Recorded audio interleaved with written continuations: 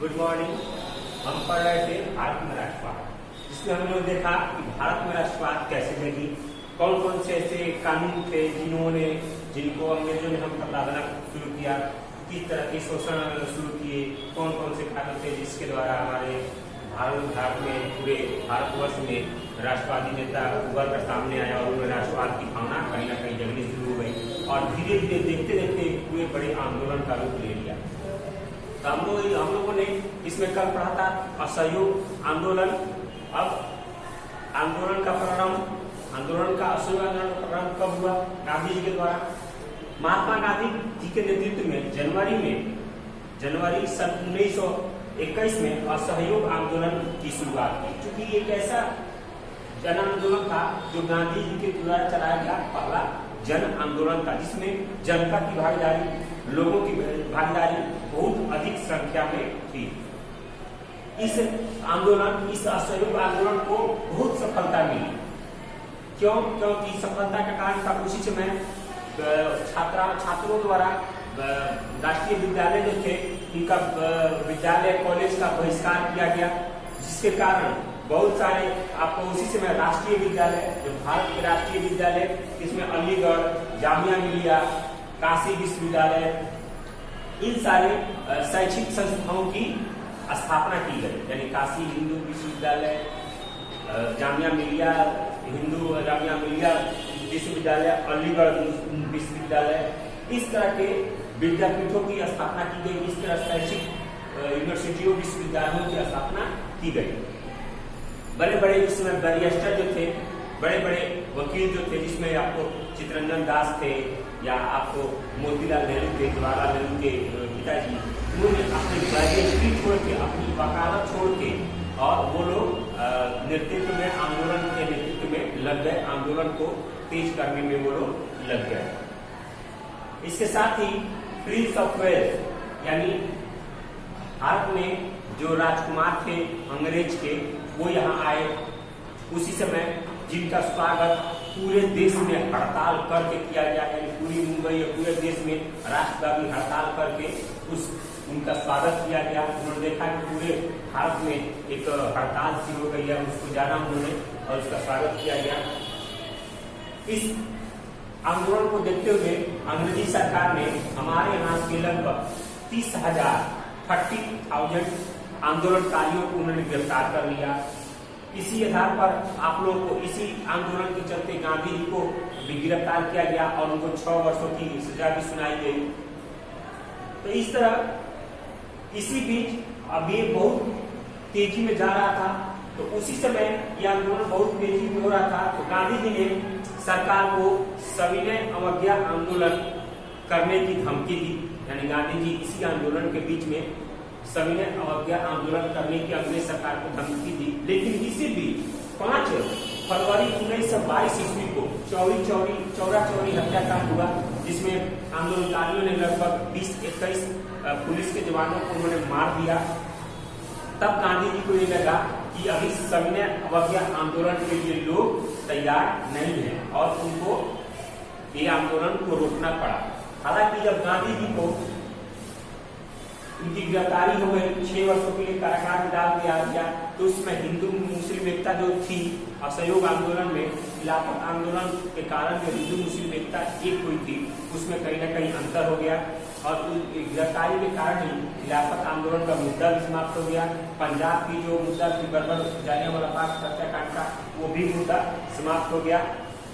लेकिन ये एक सफल आंदोलन था असहयोग आंदोलन, क्योंकि इसका आंदोलन का प्रभाव इतना ज्यादा था कि समूचा भारत आंदोलित हो उठा था। समूचे भारत के लोग आंदोलित हो उठते थे। समूचे भारत के लोगों के मन में अपने राष्ट्रवाद की भावना जागृत हो चुकी थी, एक राष्ट्रवाद की चेतना जागृत हो चुकी थी।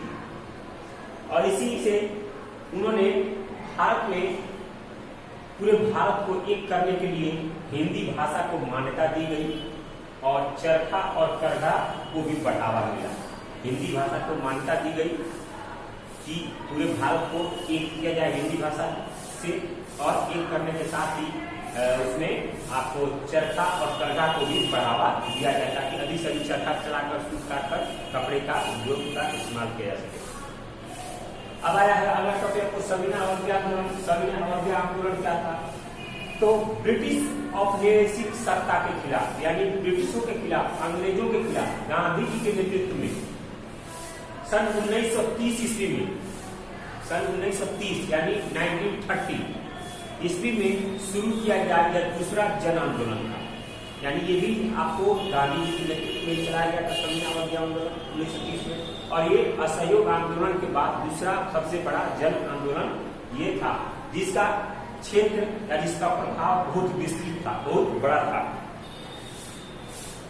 असहयोग आंदोलन के स्थगित होने के बाद फिर राष्ट्रीय चेतना में या राष्ट्रीय आंदोलन में एक शून्यता हो गई थी, एक शून्य हो गई थी। आंदोलन धीरे धीरे कम हो रहा था, लेकिन इसी बीच कुछ ऐसे घटनाक्रम हुए, कुछ ऐसी घटनाएं घटी जिसके कारण सविनय अवज्ञा आंदोलन शुरू किया गया, और उसी घटनाओं के कारण आंदोलन और तेज हो गए। क्योंकि जब असहयोग आंदोलन, जब गांधी जी को गिरफ्तार किया गया, असहयोग आंदोलन हुआ, तो उसमें आपको धीरे धीरे ये आंदोलन धीरे होने लगी, आंदोलन कम होती चली गई। लेकिन उसी समय, ठीक उसी समय कुछ ऐसी घटनाएं घटी जिसमें सविनय अवज्ञा आंदोलन करना पड़ा और आंदोलन और तेज हो गया। तो उसमें क्या, कौन कौन से कारण थे सविनय अवज्ञा आंदोलन के? तो पहला कारण है साइमन कमीशन। 1919 ईस्वी में जो एक एक्ट बनाया गया, ब्रिटिश सरकार के द्वारा एक कानून बनाया गया, जिसमें सरकार ने यह घोषणा की उस एक्ट में कि हर 10 वर्षों के बाद भारत में जितने भी संवैधानिक कानून हैं उसको समीक्षा की जाएगी, उसको देखी जाएगी, उस पर विचार किया जाएगा। यानी हर 10 वर्षों के बाद भारत में जो कानून लागू है उस पर विचार किया जाएगा और उसको समझा जाएगा। उसी समय, परंतु पहले ही नवंबर 1927 में ही ब्रिटिश सरकार ने इंडियन स्टैट्यूटरी कमीशन का गठन किया, जिसको आमतौर पर साइमन कमीशन कहा जाता है। यानी इंडियन स्टैट्यूटरी कमीशन एक गठित किया, जिसको हम लोग आम भाषा में साइमन कमीशन के नाम से जानते हैं। यह साइमन कमीशन 7 सदस्यीय था।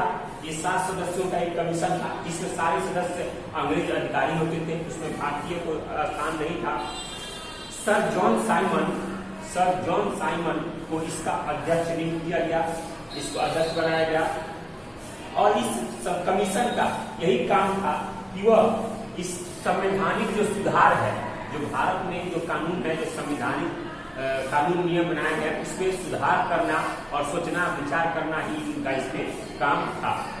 परंतु साइमन कमीशन जो आया, उसके खिलाफ भारत में एक तीव्र प्रतिक्रिया हुई। जब साइमन जो था, उसमें अध्यक्ष जो बनाया गया था सर जॉन साइमन, जब वो भारत आया ब्रिटेन से, तो उसकी लोगों ने काले झंडे दिखाकर, काली पट्टियां बांधकर उसका तिरस्कार किया गया, उसकी अवहेलना की गई, और उसका स्वागत काले झंडों और हड़तालों और प्रदर्शनों के साथ हुआ। उसके बाद प्रदर्शनकारियों ने साइमन वापस जाओ के नारे भी लगाए। इस प्रकार साइमन कमीशन विरोधी आंदोलन ने तात्कालिक रूप में एक व्यापक सार्वजनिक संघर्ष, एक राजनीतिक संघर्ष को जन्म दिया। यानी साइमन जब आया तो लोगों ने काले झंडे दिखाए और साइमन भारत से वापस जाओ, इस तरह के नारे लगाए गए। और लेकिन ये पूरा देश एक आंदोलन के लिए शुरू हो चुका था, और पूरे देश के लोगों ने आंदोलन के लिए कमर कसनी थी, क्या बड़े आंदोलन की जरूरत पड़ी है। उसी समय नेहरू रिपोर्ट का कारण, साइमन कमीशन के बहिष्कार के समय तत्कालीन भारत सचिव, जो भारत के सचिव थे उसमें ब्रिटेन के, वो थे लॉर्ड बिल्किनहैम ने भारतीयों को चुनौती दी एक ऐसे संविधान की जो दोनों गुटों यानी मुस्लिम गुट और हिंदू गुट दोनों के लिए बराबर मान्यता रखता हो। भारत सचिव का जवाब देने के लिए कांग्रेस ने फरवरी 1928 में, यानी जो बिल्किनहैम थे उनको जवाब देने के लिए भारत ने 1928 में एक दिल्ली में एक सर्वदलीय सम्मेलन का आयोजन किया। इस सम्मेलन का अध्यक्ष मोतीलाल नेहरू को बनाया गया, और इसी समिति ने ब्रिटिश सरकार से डोमिनियन स्टेट की दर्जा देने की मांग की। इसी सम्मेलन में ब्रिटिश सरकार ने डोमिनियन स्टेट की दर्जा देने की मांग की, जिससे मांग तो की इसके, लेकिन कांग्रेस में ही एक वर्ग था जो इसको नहीं मानता था, इससे निराश था, इससे असहमत था। यद्यपि नेहरू रिपोर्ट स्वीकृत नहीं हो सका, हालांकि मोतीलाल नेहरू जो इस अध्यक्ष बनाया गया था इस रिपोर्ट का, वो तो स्वीकृति में नहीं आया, उसको लोगों ने नहीं स्वीकृत किया। लेकिन इसमें ऐसे ऐसे जो बातें थी, ऐसे ऐसे बातें जो उभर कर सामने आई, मुस्लिम लीग और हिंदू महासभा दोनों ने इस फैसले में, इस बातों में अपना सहयोग देने का वादा किया। और अतः गांधी जी ने संविधान अवज्ञा आंदोलन के कार्यक्रम को प्रस्तुत किया। यानी जब दोनों गुटों ने, हिंदू और मुस्लिम ने सहयोग देने का आह्वान किया, सहयोग देने की बात कही गई, तो गांधी जी के मन में कहीं ना कहीं संविधान अवज्ञा आंदोलन करने की बात आ गई और उन्होंने उसका कार्यक्रम तय कर लिया। ये था आपको दो कारण, और भी कारण है अगले, लेकिन वो अगले वीडियो में हम और कारण पढ़ेंगे। संविधान आंदोलन के कौन से कारण थे, जिसमें हम लोग दो ही पढ़े थे, साइमन कमीशन और नेहरू रिपोर्ट। और भी है जो हम लोग अगले वीडियो में पढ़ेंगे। इस वीडियो में इतना ही, अगले वीडियो में हम लोग मिलेंगे अगले दिन। धन्यवाद।